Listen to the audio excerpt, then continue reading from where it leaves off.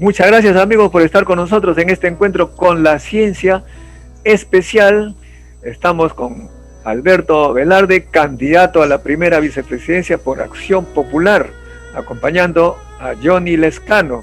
Bueno, este programa está dedicado a conocer a los candidatos desde el inicio, es decir, en qué escuelita, a qué se dedicaron sus padres, en qué escuelita estudiaron, universidad, colegio, etcétera. Esa es la primera parte. La segunda es cómo es que se le ocurrió meterse a la política. Y la tercera, qué está proponiendo. Entonces empecemos por la primera parte, Alberto, por favor. Preséntate, cuéntanos la historia.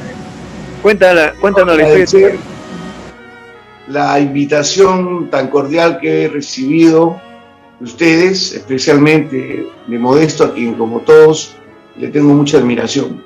En segundo lugar, para comentarles que efectivamente soy parte de la lista de la fórmula presidencial de Acción Popular, que la lidera Johnny Lescano, está integrada por Gisela Tipe, una enfermera profesional de la salud de Ayacucho, y la segunda vicepresidencia es la candidatura mía, de Luis Alberto Velarde, que a su vez voy al Congreso de la República como el número 25 en la lista del partido. Para contestar las preguntas que hace, debo decir con claridad que mis padres vienen de Arequipa, llegaron en los años 50 a la ciudad de Lima, juntos hicieron una familia aquí en el barrio del Rímac. Crecí con mis hermanos, estudiamos en el Rímac, terminé mi educación secundaria en el Rímac, en el colegio Santo Toribio de Mogrovejo, que es un colegio, el externado Santo Toribio, que dependía de la orden diocesana, que es la orden peruana, y que tenía en esos años mucha influencia sobre toda la organización eclesiástica del Perú, y tenía pues unas características singulares, ¿no? Al ser una de las principales fuerzas sociales que estuvieron desde la independencia. El Colegio Externado Santo Toribio es un colegio fundado en 1847 y guarda muchas tradiciones en el interés de los temas públicos. Como consecuencia de eso, había también mucha actividad vocacional. El colegio estaba muy conectado al Seminario Santo Toribio, que era un seminario formador, evidentemente, de sacerdotes católicos, como es lógico, y ellos, por los años 70, cuando yo cursaba ya los últimos años de la secundaria, estuvieron en el gran debate post el golpe del año 68 sobre cómo dirigir la nación y cómo dirigir la educación. Debemos recordar que en esos años aparece un gran movimiento por la reforma educativa, una reforma educativa que fue asignada hacia dirigirla para la educación para el trabajo, un concepto que no se compartía por parte de la Iglesia, especialmente de aquellos por los que yo había sido formado y educado, y entonces tuve mucha vocación por estos temas que eran más abstractos.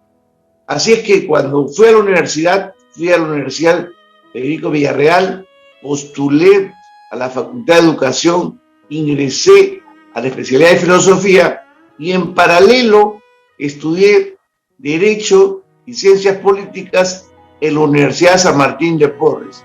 Todavía vivía en el Rímac.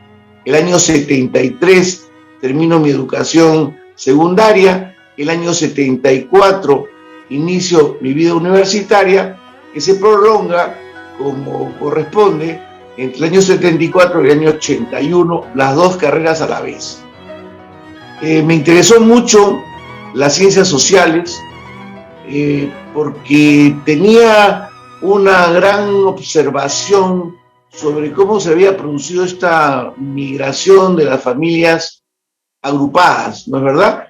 Mis padres venían de la provincia de Islay, una provincia costera de Arequipa, y se había mudado un grupo de personas de la edad de mis padres, más o menos en el mismo barrio entre la Florida y el Manzano, conocido como el Parque El Avión, frente a la unidad vecinal del Rímac. Allí pude percibir muchas de las situaciones que luego he intentado a lo largo de mi vida resolver. En primer lugar, los temas de la integración. Siendo jóvenes, nos preocupamos por la formación que tuvimos en el colegio, de hacer mucha actividad asociada de jóvenes para producir algunas mejoras sociales. Por ejemplo, teníamos el coro de la iglesia, que luego se transformó en el famoso coro Los Toriranitos, que eran los chicos del colegio que hacían este tipo de actividad. Pero nosotros hicimos más cosas que esas. Hicimos una organización de jóvenes que se llamó AMAS, Amigos del Movimiento de Apoyo Social, términos que estaban muy de moda en los 70s, para producir actividades como, por ejemplo, recojo de medicamentos que no se habían usado, para llevar a los asilos y a los lugares de ancianos, que había muchos en el Rímac. También se hacía recolección de ropa y se llevaba a las iglesias de la zona cercana al río Rímac, que era la zona con mayores problemas de escasez. Se hacían actividades recreativas, deportivas, y había una muy buena capacidad de organización, que casi todos éramos exalumnos del mismo colegio y teníamos el mismo tipo de espíritu de trabajar asociativamente. Como consecuencia de ese tipo de actividades, terminamos en la casa de un ingeniero que era padre de un exalumno del colegio, ya entrando a la universidad, y este ingeniero, que apellidaba Córdoba y Cochea, había sido alumno de Belaunde en la universidad y había estado en el primer gobierno. Recuerde que el primer gobierno presidente de Belaunde termina en 1968 por el golpe de Estado que da Velasco Alvarado. Y nosotros entramos a la universidad en el año 74. Entonces, entre el año 74 y el año 76, las actividades que he comentado de promover estas cosas como consecuencia de venir de un colegio católico, practicante, organizado, vocacional, nos llevaron también a ciertas actividades de lectura, especialmente porque yo no era muy bueno jugando ping-pong. Entonces había dos cosas para hacer: o jugabas ping-pong o leías, no había más, porque estábamos en la casa de este ingeniero que tenía un gran mueble de archivo, y en ese mueble de archivo había muchas cosas que se habían publicado durante el gobierno del presidente Belaunde en relación al gobierno de Belaunde del primer gobierno. Las memorias del Congreso, por ejemplo. También estaban la literatura que se había usado en la campaña del 62, del 63. Y bueno, se me dio por leer esto. Mi padre había sido un gran lector, así que estaba muy acostumbrado a leer. Mientras esperaba mi turno para jugar ping-pong, yo comenzaba a leer lo que había ocurrido en esos años. También este señor había guardado una gran colección de revistas, especialmente de Oiga, donde había unas caricaturas estupendas, donde ridiculizaban a una élite social que vivía en una nube, mientras que debajo de ella había una sociedad llena de problemas. En consecuencia de esta afición por la lectura y este tiempo dedicado en la espera para jugar ping-pong, me hallé con un pequeño libro que fue decisivo para poder mirar las cosas. Se llama El hombre y la bandera. Allí se cuenta de una manera épica la forma en que Belaunde construye Acción Popular, convocado por los jóvenes en 1956, y que llega a la primera candidatura el 62, termina con el golpe que da Lindley y que no deja que madure ese proceso electoral, la ida de Belaunde hacia Arequipa para tomar la ciudad en protesta del golpe de Estado, y el retorno luego para comenzar la campaña del año 63 que lo lleva el gobierno. Contado de una manera maravillosa por José María La Jara, padre por supuesto, que luego fue ministro de Estado y tuve el honor de conocerlo y compartir muchas horas en este maravilloso y pequeño libro. En mi casa habíamos leído mucho. No te escucho, no te escucho. O sea que tu ingreso a la política fue por la parte intelectual, la lectura de documentos históricos. Sí, fue mucho, muy mucho. Fíjate, mi padre era un gran lector de cosas de aventura. Entonces, tener la Isla del Tesoro de Stevenson, o tener El Tigre de la Malasia, o tener estos libros, eran Marco Polo, los viajes de Marco Polo, las historias relatadas sobre estos viajes maravillosos que describe Robinson Crusoe, etcétera, habían sido mi formativo en la niñez, ¿no? ¿A qué se dedicaban tus padres? De poca televisión y de mucha lectura. ¿Tus padres a qué se dedicaban? Mis padres, cada uno tenía una actividad.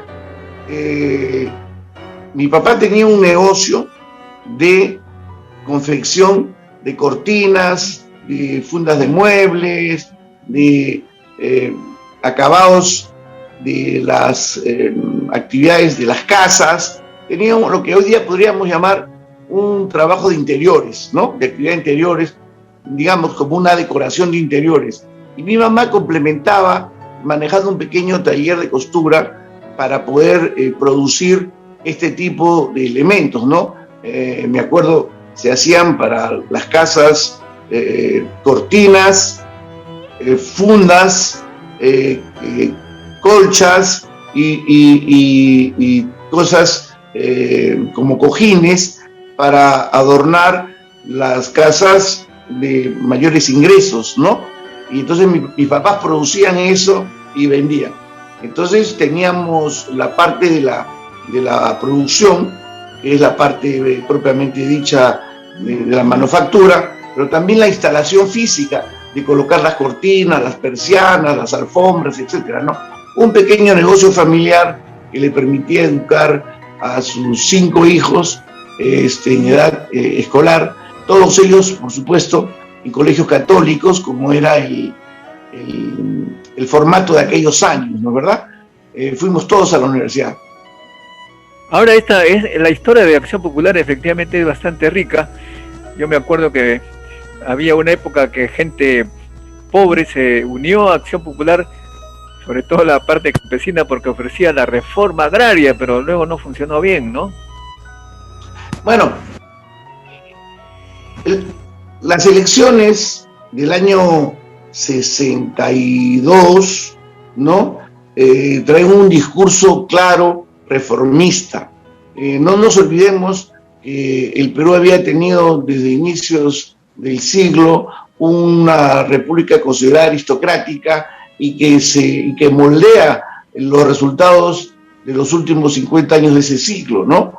La presencia de Odría en el año 50 retoma para una oligarquía que mantenía grandes extensiones de la propiedad, mientras que ya el APRA desde los años 30 comenzaba a presionar por reformas que sean profundas en materia de propiedad de la tierra. Cuando se produce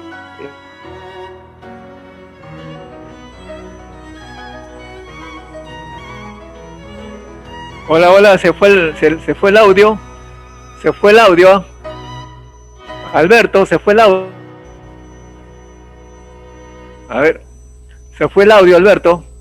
En primer lugar, aquellas áreas que no se explotaban y que generaran una posibilidad de hacer mayor expansión del área cultivable.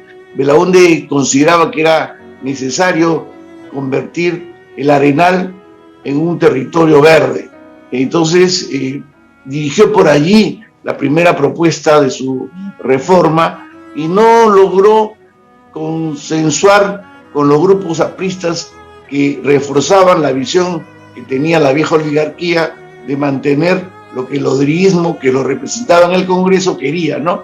Entonces no pudo cuajar la reforma de Belaúnde, pese a que la ley se dio en los inicios del gobierno y simplemente se frustró esa oportunidad de hacer un cambio en la propiedad de la tierra y en el manejo de la agricultura y evidentemente en el beneficio de quienes habían sido explotados durante muchos siglos de una manera más organizada que lo que vivimos cuando se produce la reforma agraria post primer gobierno de Belaúnde. Ahora, tu actividad profesional fuera de la política, ¿cuál es? Yo soy abogado, tengo una maestría en negocios internacionales en el IE Business de Madrid, que es una de las grandes escuelas europeas de negocios. Tengo un bachillerato en educación, filosofía y ciencias sociales y he realizado los cursos de liderazgos en Alemania y en Estados Unidos como consecuencia de haber permanecido desde 1977, cuando entré a la universidad, activamente a la política universitaria, hasta el día de hoy en Acción Popular, y haber hecho toda la carrera de un simple militante sin ningún pariente en el partido a ser el secretario general de Acción Popular y el secretario del presidente Paniagua. Bueno, pero actualmente aparentemente hay mucha división en el partido, no se entiende muy bien qué está pasando. Claro, ustedes pertenecen a la mayoría, la gente ha votado por usted, pero los grandes líderes, que son más bien un poco aristocráticos, un poco que los ningunean, entre comillas, a ustedes. ¿Cómo se sienten así? Mira, yo te puedo decir que a estos familiares del presidente Belaúnde les tengo mucha consideración porque los he visto llegar al partido. Han llegado después que yo al partido. Son personas distintas. El año 77, cuando Belaúnde estaba en el exilio, éramos muy pocos los que tuvimos el coraje, por no usar otra palabra, para ir a las calles a pedir el regreso de Belaúnde y abrir los locales, encabezados sin duda alguna por Javier Alba, otros hombres como Ricardo Monteagudo, padres de un valor absoluto y una creencia total por la democracia. Algunos de estos parientes se encontraban terminando sus estudios en Europa y otros velando por los negocios de sus suegros fuera del Perú. No estuvieron en la campaña del 80. No vi ninguno de sus lomos sudando ni en las dificultades.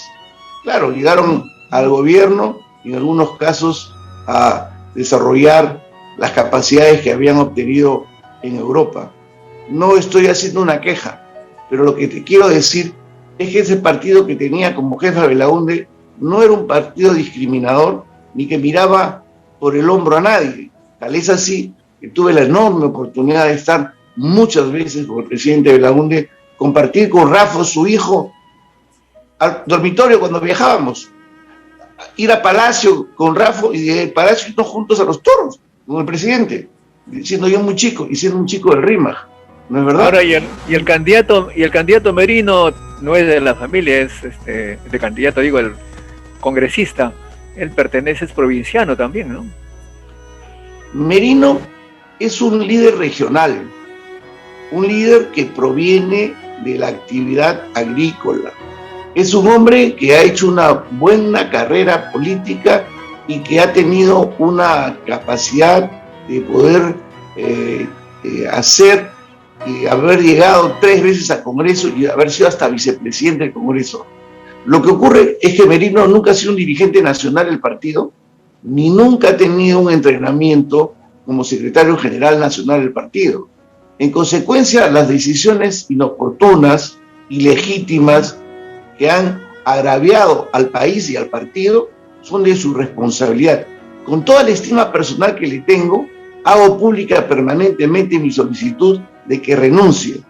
Es como cualquier general que falla en una batalla importante, cualquier ministro que fracasa en una política en el sector que se le encarga, o cualquier gerente general de una empresa que está dejándola al borde de la quiebra. Le toca el retiro porque tomó decisiones equivocadas. No son ilegales, pero sí son ilegítimas las decisiones que tomaron en ese día tan absurdamente, a pesar de los consejos reiterados, de las publicaciones de los artículos que hice yo sobre la materia y de los discursos que hicimos todos en el comité político del partido. Bueno, mira, estamos con Lalo Espino ha ingresado. Parece que él te conoce desde chiquito. Gracias, Lalo, Sí, por claro. ingresar. Cuéntanos, ¿cómo conocías a Beto? ¿Era juguetón, alegre, triste, politiquero? ¿Cómo era? ¿Te acuerdas? Hola, Lalo. No te escucho, ¿ah? Tu audio está mal. Sí, hola Modesto, encantado de saludarte. Dime, cuéntanos, cómo era Beto de chiquito?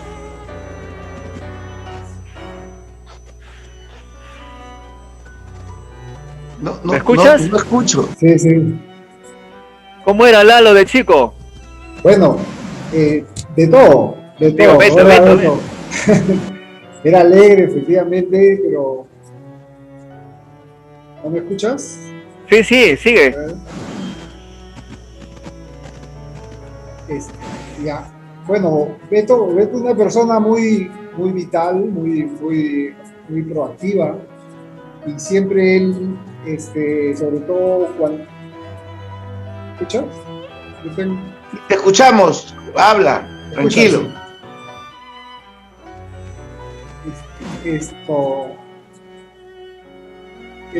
Beto era una persona que, a diferencia de la mayoría de nosotros, desarrolló una sensibilidad social y política diferente a la que nosotros en ese momento manejábamos. Para nosotros fue una sorpresa que él se dedique a la política, pero después entendimos que su sensibilidad social lo llevó a desarrollarse en ese campo, ¿no? Bueno, ¿y tú eres acciopopulista? ¿Sigues a él o votas por la oposición? Bueno, yo, más que acciopopulista, soy seguidor de Beto. Bueno. ¿Ustedes estudiaron en qué colegio, me dices? En el Externado de Santo Toribio, un colegio prevocacional. Tenemos muchos compañeros de colegio que son sacerdotes. Es un colegio antiguo que ya lamentablemente no existe, o sea, y ustedes un poco más y también se convierten en curas. No tanto, no tanto. Los últimos años creo que las vocaciones se fueron perdiendo. Como te decía, este proceso que inicia el gobierno de Velasco genera una mirada nueva en la sociedad y también en la educación, que Modesto tú debes haberla también vivido, esos cambios que hasta afectaron a la vestimenta. Recordarán que los colegios particulares usábamos una forma de ropa y los colegios públicos otra distinta, y se uniformizaron todos de la misma. Ah, sí, claro, bueno. Ahora pasamos a la sección un poquito de actualizar la actualidad. Están ustedes proponiendo, veo ahí, un ministerio de ciencia y tecnología. ¿Cómo surge eso? Sabemos, claro, que sin ciencia no hay futuro, pero esto es reciente. ¿A qué se debe este cambio? Bueno, en realidad, Acción Popular siempre ha predicado que la política transversal más importante de la República es la educación, y especialmente la educación pública, que debe ser una educación pública con calidad.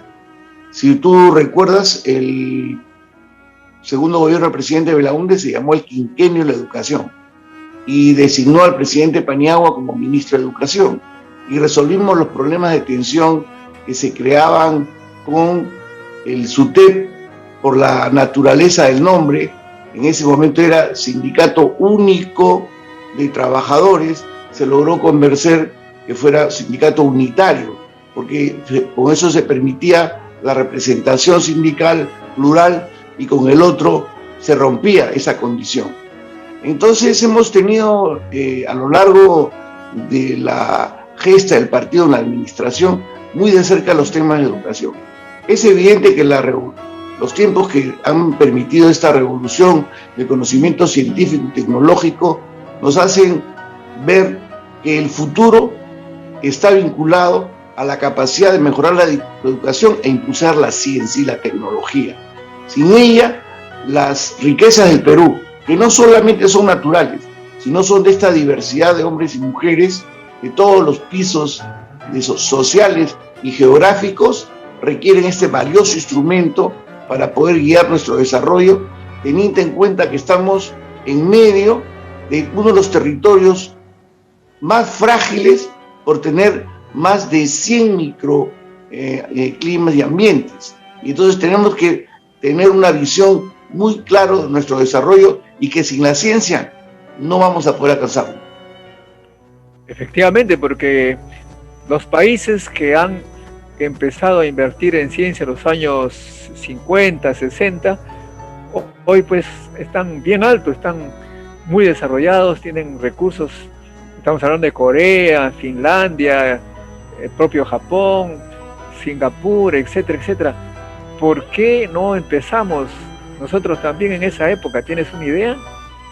Fíjate, recuerdo con claridad las conversaciones con el presidente de la UNE sobre la comparación entre Perú y Corea de los años 60, donde el per cápita era aproximadamente sobre los $1.000 y la apuesta en la década del 70 por la educación de parte de Corea y por la industrialización de aquellas capacidades que su pueblo producía, e incluso con insumos, con metálicos que no tenía. Y entonces ese salto que da se debe a que hubo una política clara de juntar ciencia, tecnología, universidad, mercado y sin duda alguna la voluntad del esfuerzo humano, que es, creo yo, la capacidad creadora que tienen los pueblos, y el pueblo peruano lo tiene. Lo que ocurre es que hemos encontrado una barrera distorsionante en una élite fracasada que nos ha pretendido mantener como si fuéramos parte del resultado de la independencia hacia 1821, en una sociedad moderna, plural, donde los ciudadanos son iguales y donde por el mérito se deben alcanzar los resultados. Y eso es acción popular. Y eso responde también en parte a aquella conversación que empezamos vinculada a los familiares de Belaúnde y aquellos que sienten que pueden mirar por el hombro a los demás peruanos. Esta patria es una patria de todos y así queremos que se vea y así queremos dirigirla para que las oportunidades lleguen en relación a las capacidades, y para ello la educación, la ciencia y la tecnología son fundamentales. Efectivamente, bueno, además nuestro país está sufriendo lo que actualmente vemos, que es dramático, porque no hemos tenido una educación adecuada. La gente tiene que salir de sus casas a buscarse el pan, porque no lo pueden hacer de otra manera, mientras que hay algunas personas educadas convenientemente, trabajan desde su casa a través de la internet, ofrecen servicios no solamente al Perú, sino a los Estados Unidos, a Europa, desde sus casas. O sea que la educación en ciencia y tecnología es deficiente. Ustedes entonces, ¿qué proponen un poco para la educación? ¿Qué cambios van a hacer? En primer lugar, el Estado tiene una dispersión en el manejo de estas políticas. Unas están en educación, otras están en el programa de ciencia y tecnología, otras están en la interculturalidad del Ministerio de Cultura, otras se encuentran en algunas universidades y otras están en institutos que se promueven por convenio a través del Ministerio de Relaciones Exteriores. Lo que necesitamos es hacer una concentración, un solo liderazgo en un ministerio que sea pequeño y ágil y que pueda generar ese nivel de capacidades para que con los pocos recursos que tengamos se asignen de manera apropiada. En segundo lugar, creemos que debe haber un proceso de expansión de un tipo de tecnologías y de ciencias vinculado a lo que podemos usar dentro de nuestro propio territorio. Sabemos que tenemos una gran capacidad para hacer una economía primaria exportadora de muchos elementos minerales y algunos elementos de orden vegetal y pocos de animal. En el caso del litio, por ejemplo, que se ha referido nuestro candidato Johnny Lescano por la condición que además está ubicado en Puno, no queremos dejar que esto vuelva a ocurrir para que se exporte el mineral en bruto sin hacer una cadena de valor donde fundamentalmente debe intervenir no solamente los recursos económicos, sino también la ciencia y la tecnología para poder producir cosas como pilas, o teléfonos o como otro tipo de productos que nos pueda llevar a un mejor desarrollo. Pero no solamente para producir este tipo de elementos, también necesitamos, por ejemplo, investigaciones apropiadas para los temas de pesca, que se depreda y que no se logra manejar de manera segura los crecimientos de las especies. Yo creo que allí hay un campo enorme para la investigación y para poder producir soluciones que nos permitan tener mejores tiempos para la pesca, mayores tiempos para la pesca, porque eso nos va a producir soluciones tanto para los temas de la alimentación y la calidad de la salud, como para los temas vinculados también a la generación de empleo en las caletas de pescadores y en otros. Y también tenemos en la conservación de la naturaleza para producción de oxígeno. Tú que eres un gran científico sabes que en los próximos 100 años los conflictos pueden ocurrir por la calidad del agua y por la calidad del oxígeno. Pretendemos instalar un discurso, el discurso del Bicentenario, donde los peruanos tengamos claro de que tenemos que colocar como un derecho fundamental para la vida en la protección del agua, las cabeceras de cuenca y la producción de oxígeno por los bosques, porque una mirada de corto plazo que siga saqueando los recursos naturales nos van a llevar sencillamente como país a la esterilidad y a destrozar nuestros microclimas y nuestras capacidades que la tierra nos otorga. Bueno, tú seguramente conoces el tema de Chimbote, te has seguido ahí.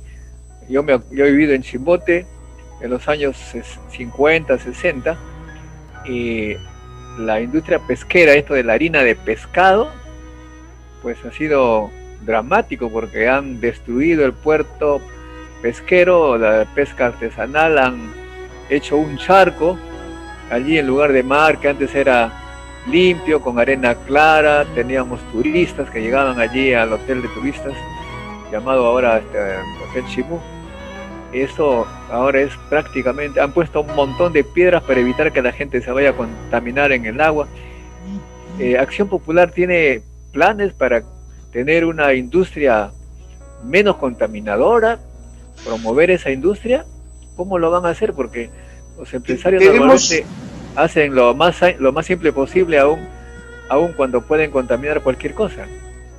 Tenemos en primer lugar que ir al debate de la reforma integral de la Constitución, hacer un nuevo pacto sobre el manejo de los recursos naturales y fiscales y producir una nueva Constitución, especialmente en esas materias, que nos proteja la naturaleza, el agua limpia y el oxígeno, como te decía. Un gran marco regulador donde se coloque como prioridad la protección de estos bienes y todos los temas extractivos terminen siendo secundarios.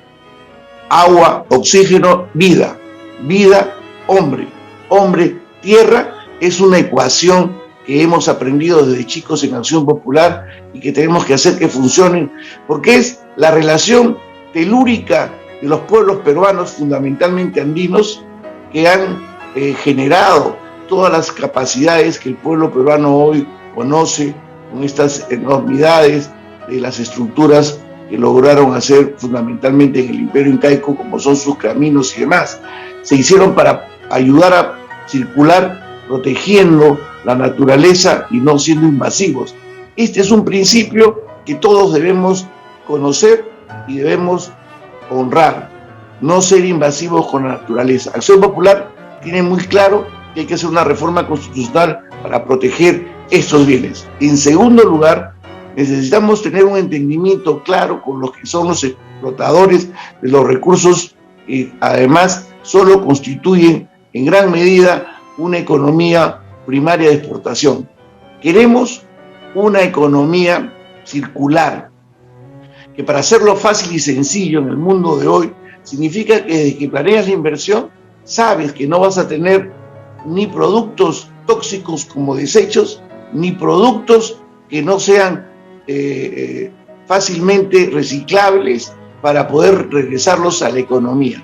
Una economía circular hoy permite ser mucho más amigable con los ecosistemas y además permite que la vida humana se conserve en mejor estado, sin usar el exceso de preservantes, ni el exceso de químicos, ni tener una conducta absurda con el manejo de lo que las actividades productivas por necesidad generan. Esto es parte de nuestro programa de gobierno. Luego tenemos que implementar además, para proteger todos estos bienes, que generemos una educación integral, que tenga como parte, como componente, el respeto a la vida, el respeto a la naturaleza y el respeto al futuro, porque nosotros somos pasajeros de esta tierra peruana y necesitamos que nuestros hijos y nuestros nietos reciban igual o en mejor calidad este suelo. Acción Popular cree que si podemos fundamentar una reforma constitucional donde estos valores queden como un valor universal, estamos entrando a una modernidad y que de allí los demás pactos sobre la manera de la explotación tengan esta racionalidad. Y si no, tendremos que ser muy drásticos y severos para aquellos que no respetan estos principios que ya estarán en la Constitución, les pueda caer todo el peso de la ley para remover estos contratos ley, estas exoneraciones que no son otra cosa que un disfraz de privilegios, casi como a finales del siglo XIX.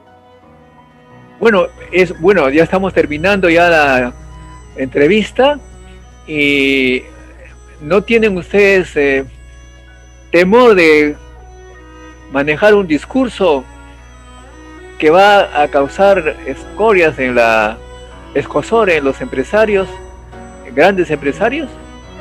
Mira, este discurso lo sostenemos desde el año 2000. Fue el discurso del presidente Paniagua, impulsado por lo que el presidente Belaúnde nos legó. Lo hemos publicado y lo hemos escrito. Están nuestras publicaciones allí. No estamos inventando nada. Estamos diciendo que el Perú hemos pensado este país donde la naturaleza no se respeta y donde cada quien hace lo que le da la gana, donde los monopolios y los oligopolios asumen el control del Estado y no tienen otro interés que las utilidades sin respetar la vida humana, es un acto previsible desde los debates del año 2000. En consecuencia, los empresarios saben nuestro punto de vista y saben que no nos alquilamos ni tampoco nos vendemos. Acción Popular da la cara, gana elecciones, pierde elecciones, pero no tiene nada que ver con la corrupción de los gobiernos como se han sucedido desde el año 2000, donde hemos visto tuppers, maletines y miles de dólares circulando entre los gobernantes para pagarle sus campañas. Lescano es un hombre valiente y honrado que durante sus 19 años de vida parlamentaria le ha dado la cara al Perú. Bueno, muchas gracias, don Alberto Velarde, suerte en la competencia y esperemos pues continuar conversando sobre todo el tema del Ministerio de Ciencia y Tecnología, que es una cosa novedosa. Hay algunos contendores de ustedes que también están proponiendo, me parece que Verónica Mendoza hace ya mucho tiempo y algunos otros ya comienzan a convencerse de la necesidad, ¿no? Porque sin ciencia el futuro está oscuro. ¿Algunas palabras finales, Alberto? Sí, quiero recordarle al país que propusimos con el presidente Paniagua el Acuerdo Nacional. Creemos que todos los cambios importantes en la vida de la República deben ser en base a los consensos, pero quienes van a discutir las propuestas deben tener voluntad de llegar a los consensos. En consecuencia, también promovemos que tengamos un anteproyecto de constitución hecho en el Acuerdo Nacional para que, instalado el Congreso Ordinario, que corresponderá el 28 de julio próximo, pueda recibirse ese anteproyecto de constitución consensuada y que nos permita después poder producir una reforma del Poder Ejecutivo donde, sin aumentar el número de ministerios, podamos fusionar algunos y generar este Ministerio de la Ciencia y Tecnología para que, con los cambios también que se hagan en la educación, podamos producir una revolución con picos y palas, pero sin balas. Un abrazo y saludos a todos. Muchas gracias, hasta un próximo encuentro, nos vemos. Gracias por la invitación, Modesto.